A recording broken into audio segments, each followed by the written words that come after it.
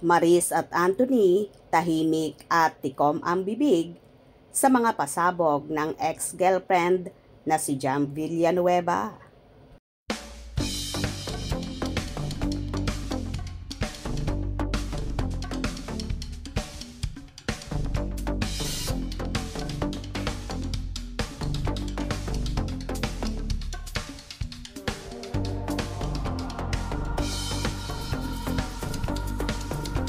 Nananatiling tahimik ang rumored celebrity couple na sina Anthony Jennings at Maris Racal sa kontrobersiyang kinasasangkutan nila ngayon. Trending at viral na ang kanilang mga pangalan sa social media matapos ilantad ng ex-girlfriend ni Jam Villanueva ang umano'y ginawa nilang pagtataksil at panloloko.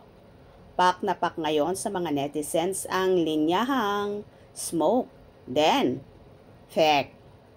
I'll touch myself na lang na dialogue raw ni Maris kay Anthony base sa inilabas na screenshot ni Jam mula sa palitan ng mensahe ng dalawang kapamilya stars.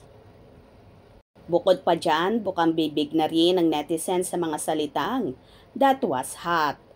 You miss my body. Ooh, yung amoy ng sweater mo. You look so tired. I wanna baby you."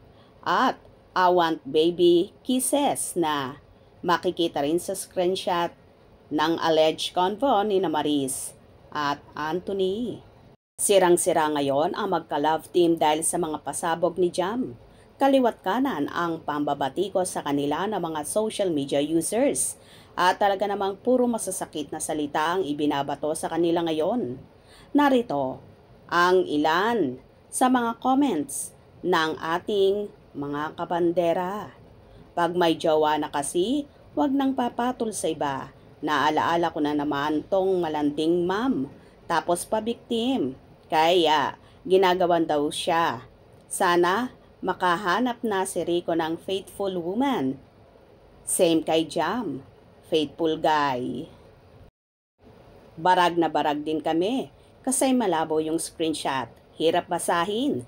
Lalo na't bagong gising pa kanina.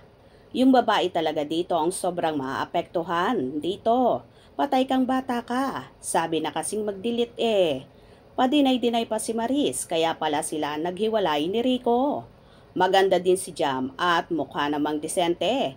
Kalakaranan ng artista yan. Di naman lahat. Ang magpalipat-lipat at magpapalit-palit ng boyfriend or girlfriend, maging honest naman sana. Nauna rito, sinabi ni Jam na bago sila tuluyang naghiwalay ni Anthony, ay siniguro pa nito sa kanya na ititigil na nila ni Maris kung anuman ang namamagitan sa kanila. He told me that they were going to stop things na between them as long as I made my account private and stayed quiet. But even then, they couldn't resist each other. He even assured me once again na magiging okay din ang lahat.